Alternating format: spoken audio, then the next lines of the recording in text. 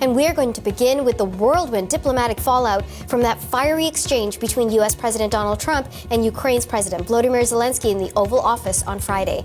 Now, it has provided added urgency to a summit that had already been planned to take place in London. Prime Minister Justin Trudeau spoke to reporters after the talks wrapped up. He was the only non-European leader in attendance. This was a meeting to discuss how to best support Ukraine, and Trudeau pledged continued Canadian support for the beleaguered country. Here's what he had to say about Zelenskyy's visit to Washington.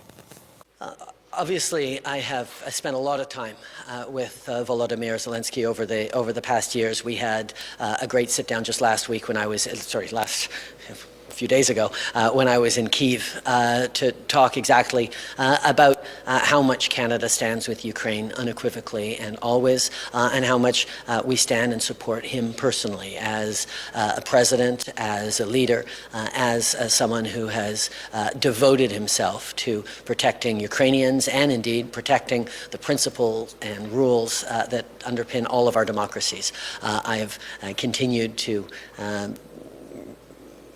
emphasize to him that Canada will always stand with Ukraine.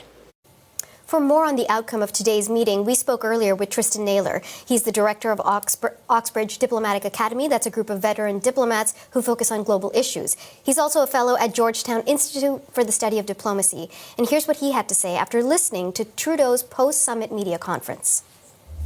This summit was planned before the events of Friday in the Oval Office, but the events of Friday in the Oval Office made this summit all the more important. What we saw was high-stakes diplomatic theater on Friday, and in many ways there are more than a few audiences for today's summit. One of them is the Kremlin, to communicate clearly once again that Europe and Europe's allies, Canada included, are resolutely behind Ukraine and will resolutely, steadfastly continue to support Ukraine.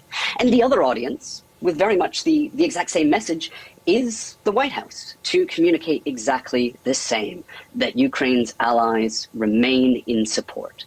Let me ask you about this meeting that's taken place in London, the summit. Do the European allies, if Canada is included, is there enough between all of these partners, this coalition of the willing, to put Ukraine back on track without the American support to beat Russia?